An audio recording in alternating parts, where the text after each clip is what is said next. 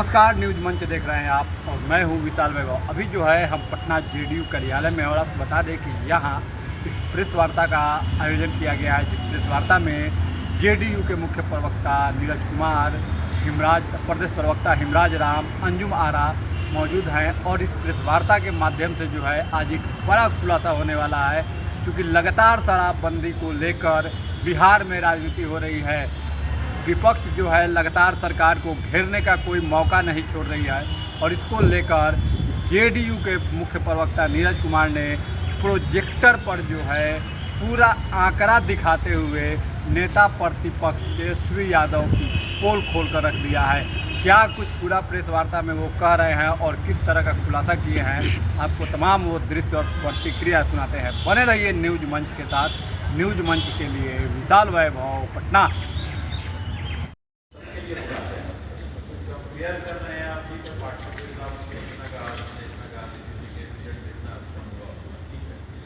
ये बताइए, इसको चेक करने के लिए आप प्रशासनिक सतह पे क्यों नहीं कर? क्योंकि कई बार ऐसी रिपोर्ट किया गया, अब पुलिस की संलिप्तता के बिना ये पॉसिबल नहीं है।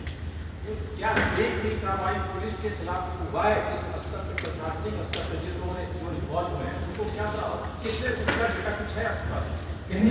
प्रशासन एक तो पहला ही सामाजिक जागरूकता के लिए माननीय नीतीश कुमार जी ने अगर हर घर बिजली पहुंचाया तो हर पोल पर 1885 लिखा।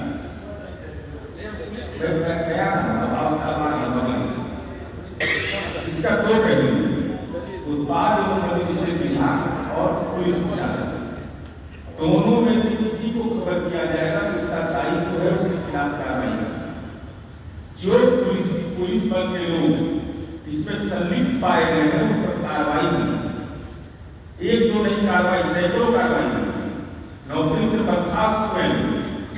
और शासन की एक जिम्मेवारी भी बनती है, लेकिन एक राजनीतिक दल होने के नाते हमारी भी जिम्मेवारी है, हमारे दल के कार्यकर्ता की भी जिम्मेवारी बनती है।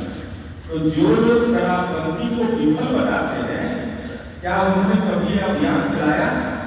हमने यूनियन चेंज में भाग लिया था, इसके समर्थक हैं, तो हम अपने दल के कार्यकर्ताओं को प्रशिक्षित करें कि वो ऐसी कोई सूचना हो जिसको सफेद सूचना जो संबंधित नंबर लिखा हुआ है गाँव में नंबर लिखा, उस नंबर का टोल फ्री नंबर का कभी इस्तेमाल किया? क्या उत्पाद प्रगतिशील विकास का आपने खबर किया? उसने कोई सूचना ग्रहण नहीं किया, इसको उस पर कार्रवाई नहीं की, तो निश्चित रूप से हम कटघरे में होंगे। और ऐसे लोगों को करेंगे तो उन पर कार्रवाई करेंगे।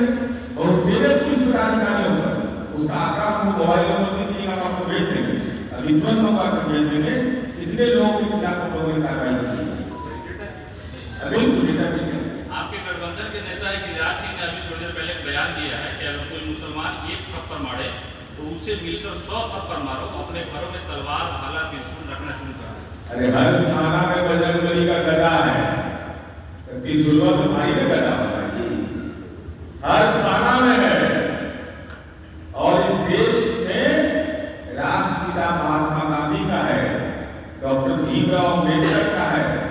इस देश के अंदर में स्वामी विवेकानंद ने कहा है, इसको स्मारित कर दीजिए, कहिएगा तो पुलिस संख्या भी बता देंगे। धर्मांतरण तलवार के धार पर नहीं, बल्कि सामाजिक आर्थिक कारणों से हुआ है।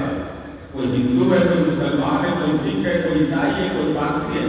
रतन टाटा से बड़ा योगदान किसका था? रतन टाटा क्या थे? रतन टाटा क्या काम करने के लिए हिंदू नहीं जाते थे, सनातनी इस्लाम धर्म मानने वाले नहीं जाते थे। डॉक्टर योगी जब अब्दुल कलाम कॉलेज खुला हुआ है संस्कृत में, तो वहां सनातन धर्म वाले नहीं पढ़ रहे हैं, इस्लाम धर्म मानने वाले नहीं पढ़ रहे हैं।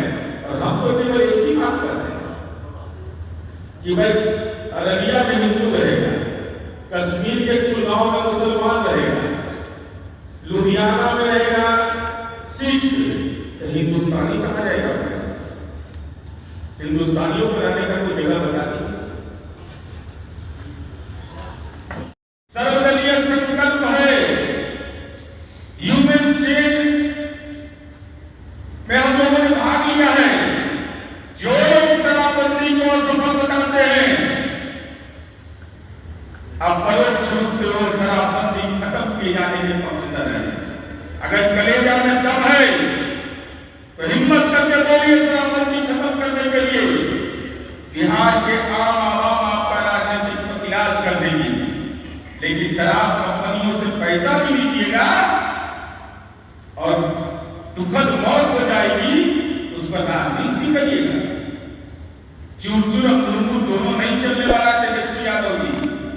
इसलिए अब तो आपका उम्मीदवार का सुनते हैं कि सर बेउदेर से बोले गए थे बटैया उम्मीदवार कोडरमा उन्होंने सर्वे का तो कैंसिल हो गया। अब दूसरा कोई उम्मीदवार बनाएगा कि एक बार तो पचा एक बार तो नॉमिनेशन में गए, आप तो कम से कम आकर के सब बतवा का जवाब दीजिए ना। सैकड़ी घोटाला एक, इलेक्ट्रॉल बॉन्ड का आरोप लगा दो, अभी तो शुरुआत की है आरोप लगाने का। जितना राजनीति में महापाप हो रहा है, ऐसे तमाम चीजों का उद्भेदन करेंगे, क्योंकि साथ और साधन दोनों जरूरी है। शराब कंपनियों से पैसा लेने वाला कभी शराबबंदी का पक्षधर नहीं हो सकता।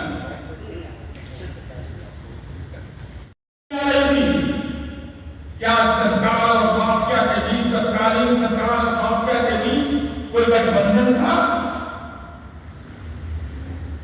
यह सरकार को बताना चाहिए किसने बचाया जान और किसने ली प्राण।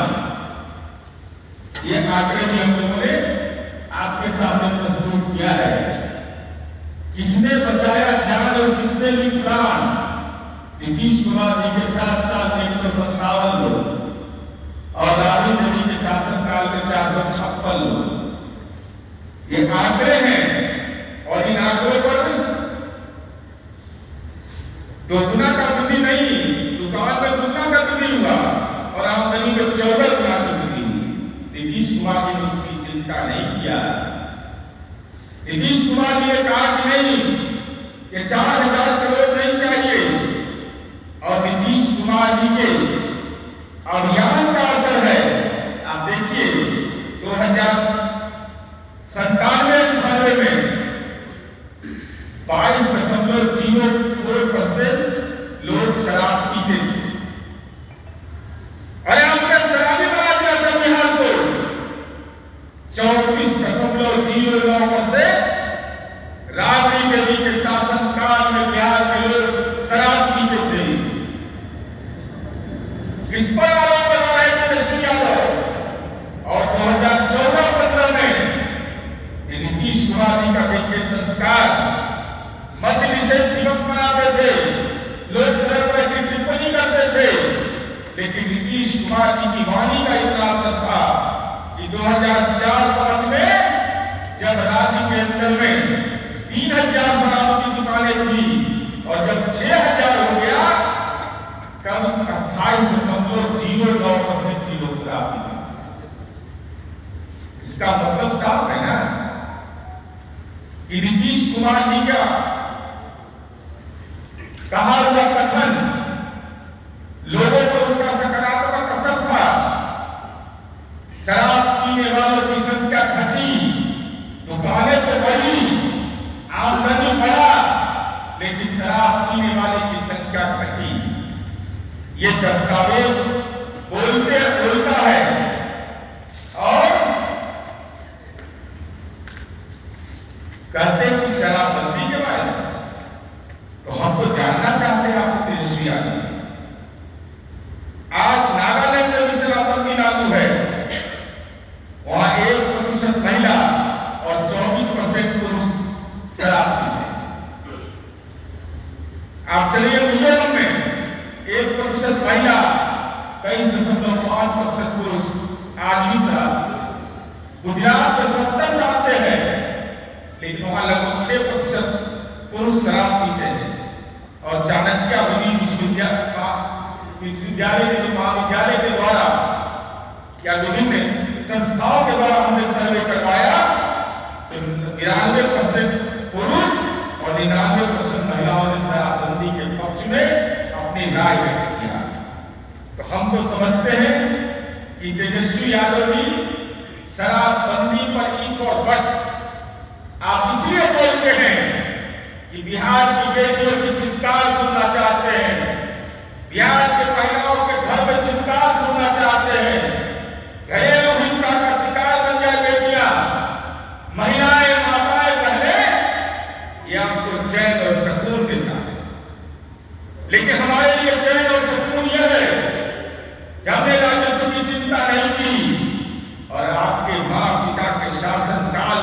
मारे गए जहरीली शराब से, उसका गुनाहगार कौन है?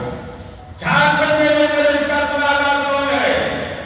ये तो तेजस्वी यादव ने आपको ये ज्ञान बांटना चाहिए ना, क्योंकि ये ज्ञान बांटना आपके लिए जरूरी है। इसलिए आज हम यही बता रहे हैं कि देखिए इनका मैंने एक तरफ राम राम कर रहे हैं और दूसरे तरफ शराब कंपनियों से माल ले रहे हैं। 46 करोड़ 64 लाख लेके लोकसभा चुनाव लड़े, शराबबंदी लागू है, शराब कंपनियों से भी डील हुआ था, और अगर हमने गठबंधन तोड़ा तो ऐसे गुनाह करने वाले जो महिलाओं के साथ गुनाह करे, जो शराब कंपनियों से डील करे, कौन था वो डीलर, कौन था वो मध्यस्थ? तेजस्वी यादव इसका खुलासा करिए। क्यों आपको चंदा दिया एक इलेक्ट्रल बॉन्ड के रूप में?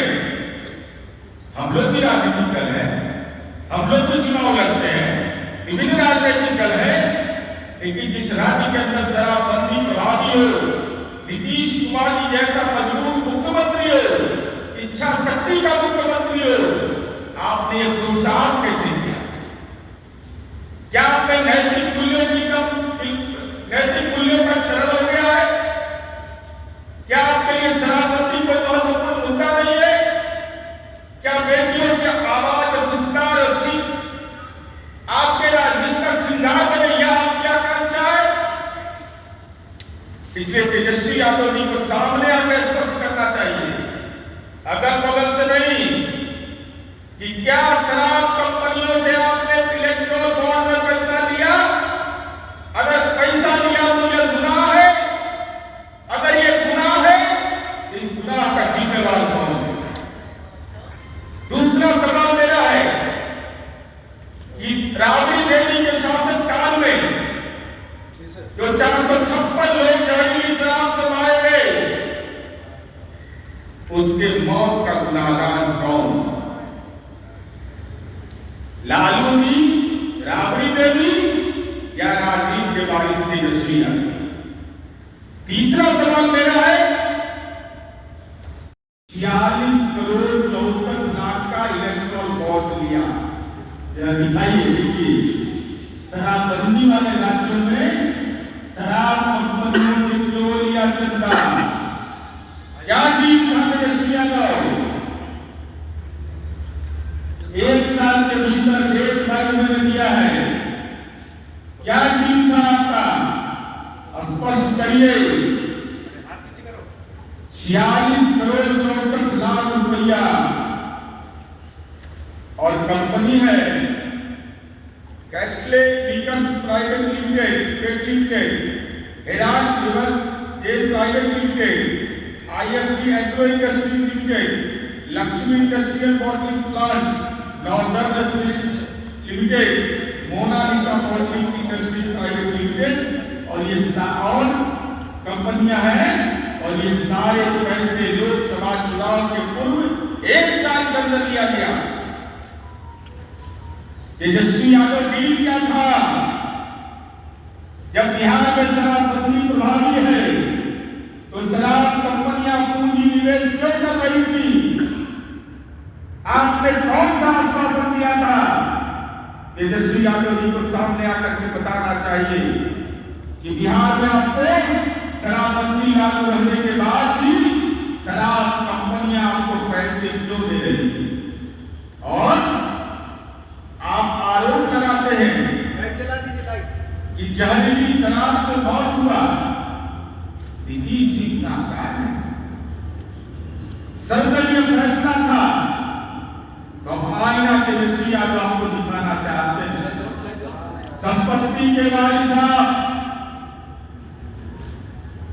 राजनीति के विरासत का दावा आपका, तो हम यह बता देना चाहते हैं कि आप लोग अखबार भाषा भी बोलते, भाषा विकृत हो गया है, गाली गलौज की भाषा बन रहा है। और तेजस्वी यादव जी, हम आपकी मदद करना चाहते हैं एनसीईआरटी का वेबसाइट भी लिख लीजिए, हो सकता है हमारी बातों पर आपको भरोसा नहीं हो। https://www.ncrb.gov.in पर क्लिक करिए।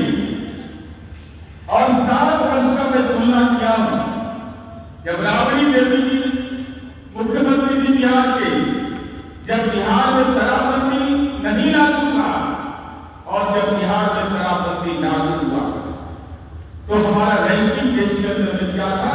जहरीली शराब से मरने वालों में 1999 से 2000 और जनसंख्या समझ लीजिए, क्या जनसंख्या को भी आप आधार बनाइएगा। 1999 में जनसंख्या क्या थी और 2024 में क्या? ये हम नहीं बोल रहे, एनसीईआरटी कहां बोल रहा है। और 2004-05 में तो स्वर्णिम काल आपका था। उस समय तो आप दिल्ली में भी मौजूद थे, बिहार में भी मौजूद थे, केंद्र में आपकी सरकार थी। तो राबड़ी देवी जी के शासनकाल में बिहार का रैंकिंग था जहरीली शराब से मरने वालों में 6ठा। नीतीश जी ने जब शराबबंदी नहीं लागू किया था तब हमारा था 8वां स्थान, और जब हमने शराबबंदी लागू कर दिया, एनसीईआरटी के आंकड़े 2022 में बताते हैं कि बिहार के अगले स्थान पर पहुंच गया। अब चलिए आंकड़े बढ़े कि शराबबंदी के बाद मौत क्या हुई और उसके पहले राबड़ी देवी जी का शासनकाल,